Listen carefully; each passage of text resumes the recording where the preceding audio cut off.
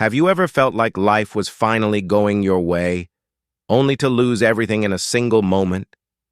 That is exactly what happened to Daniel Hart. Daniel lived in a small city called Riverton. He wasn't rich. He wasn't famous. But he had something even better: hope. Daniel had worked for years to open his own cafe. It was his dream, a place filled with light, music, and the smell of fresh coffee. Every morning he smiled as customers walked in. He thought, yes, this is the life I always wanted. But life has its own plans. One winter night, a fire started in the kitchen. In just a few minutes, the cafe, his dream, his future, was gone.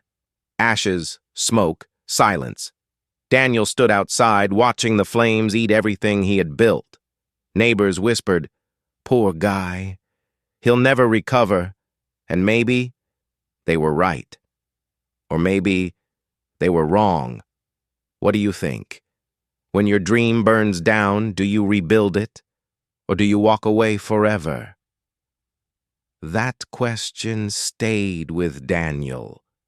And it will stay with you too as we follow his journey. Through fear, failure, and something even greater. Have you ever felt like life was finally going your way, only to lose everything in a single moment? That is exactly what happened to Daniel Hart. Daniel lived in a small city called Riverton. He wasn't rich, he wasn't famous, but he had something even better: hope. Daniel had worked for years to open his own cafe. It was his dream, a place filled with light, music, and the smell of fresh coffee. Every morning he smiled as customers walked in.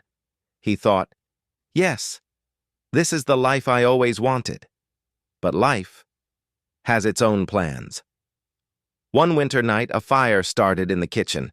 In just a few minutes, the cafe, his dream, his future, was gone. Ashes, smoke, silence. The days after the fire felt endless for Daniel. Every morning he woke up with the same heavy thought: I have nothing left.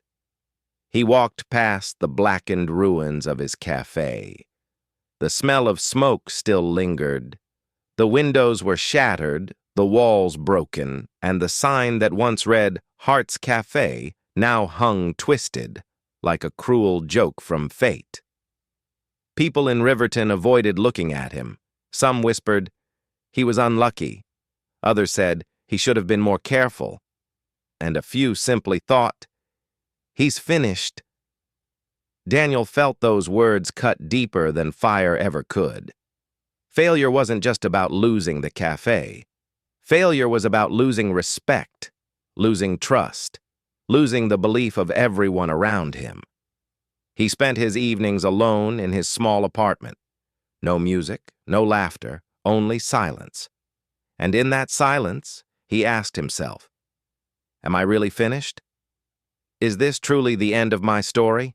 At first, he tried to accept it. He told himself, maybe this is what life wants. Maybe I should give up. He even thought about leaving Riverton, starting over in a new place where nobody knew him. But every morning, when he looked in the mirror, a voice deep inside kept whispering, this cannot be the end. Have you ever felt that voice? That small, stubborn spark inside you that refuses to die? That was Daniel's only companion now. The problem was money. He had none. The fire had burned not just his cafe, but his savings too. So opening another cafe was impossible. But one evening, while walking through the city, Daniel noticed something. On a busy street corner, a man was selling roasted chestnuts. He had no shop, no sign, no building, just a small stand, a smile, and the smell of warm food. People lined up, people laughed, people paid, and in that moment, Daniel understood something powerful. Maybe I don't need everything I lost to begin again. Maybe I just need to start small. That thought gave him energy. For the first time in weeks, his chest felt lighter, his steps felt stronger, and the silence in his apartment no longer felt like an enemy. The very next day, Daniel sold his old guitar and a few pieces of furniture. With that little money, he bought a small table, a second-hand coffee machine, and just enough beans for 1 week. He carried everything to a corner near the train station. He placed the table. He plugged in the machine. He stood there, nervous but determined, and then he waited. At first, people walked past without looking. Some glanced at him with doubt. A few even laughed. But then an old man stopped. He smiled, handed Daniel a coin, and said, "Give me a cup." Daniel poured that first cup with shaking hands. But when the old man took a sip, his eyes lit up. "Not bad," he said. And just like that, it began. 1 customer became 2, 2 became 5. By the end of the week, Daniel had regulars, workers, students, travelers. They all came to his little corner cafe. It wasn't much money. It wasn't a big success, but it was hope. And hope is sometimes the most valuable thing of all.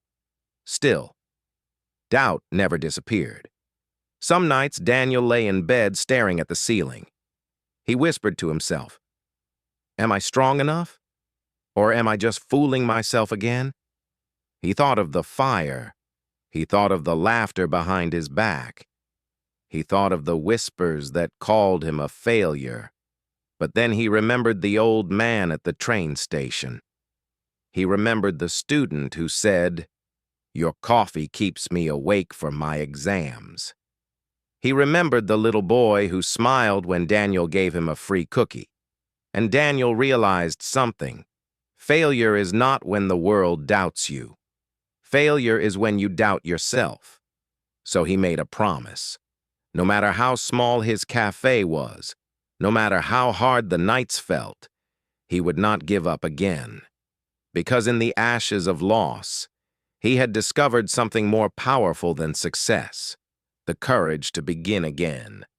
And that courage was about to change everything. Weeks turned into months. Daniel's small coffee stand near the train station became part of Riverton's rhythm. Every morning, people stopped by for a cup.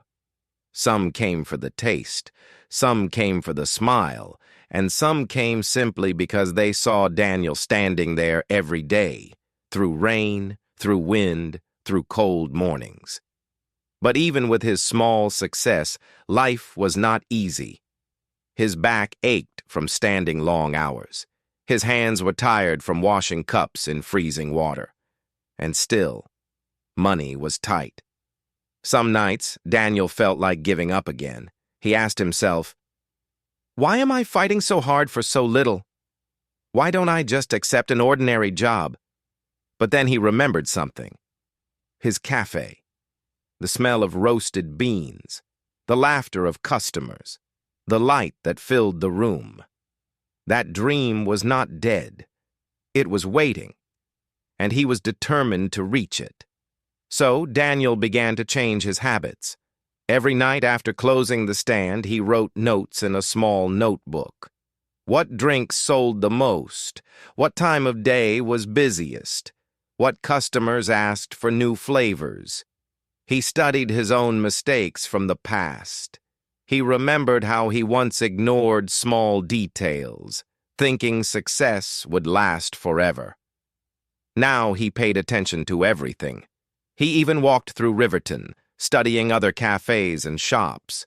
What made them succeed? What made them fail? Every observation became a lesson. Slowly, Daniel began saving money again, coin by coin, day by day. It wasn't much, but it was steady. One morning, a young woman named Lena became a regular at his stand. She was a designer who worked nearby. One day, after her 3rd cup of coffee that week, she said, "You know, Daniel, your coffee is too good for just a street corner. Why don't you open a real place again?" Daniel smiled, but inside he thought, if only you knew how much I lost. He explained his story, the fire, the failure, the whispers of doubt. But Lena looked at him and said, then maybe it's time you write a new chapter. The old cafe is gone, but your dream isn't. Her words stayed with him. That night, Daniel lay awake in bed and thought, what if she's right? What if I am ready now? Not for the old dream, but for a better one. Months later, an opportunity arrived. A tiny shop space became available near the train station. It was small, cheap, and a little broken. But it was something. Daniel hesitated. Fear whispered, what if it burns again? What if people laugh again? What if you fail again? But courage whispered louder, what if this time you succeed? So Daniel signed the papers. With Lena's help, he painted the walls, repaired the shelves, and turned the little shop into something warm and inviting. Not fancy, not expensive, but full of heart. The night before opening, Daniel stood in the empty shop. He touched the counter. He looked at the coffee machine. He whispered, this time, I will not give up. The next morning, the doors of Hart's Corner Café opened. At first, only a few curious people came. Then more followed. Word spread quickly. The man from the street corner has his own cafe now. And soon, the place was alive.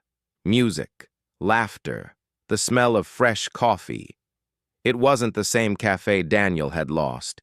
It was something greater, because this one was built not only on dreams, but on lessons. One evening, as Daniel wiped the counter, the old man who had bought his very first street coffee walked in. He smiled and said, you didn't give up. I knew you wouldn't. Daniel's eyes filled with tears. He realized something in that moment. Failure had not destroyed him. It had shaped him. It had burned away arrogance. It had taught him patience. It had given him courage. And more than anything, it had shown him that beginnings can rise from ashes. So when people asked him later, how did you build this cafe again? Daniel didn't talk about luck. He didn't talk about money. He simply said, I refuse to let failure be my final chapter. And maybe that is the message for all of us. When life takes everything away, you still have one thing left, the choice to begin again. Daniel chose to begin again, and so can you.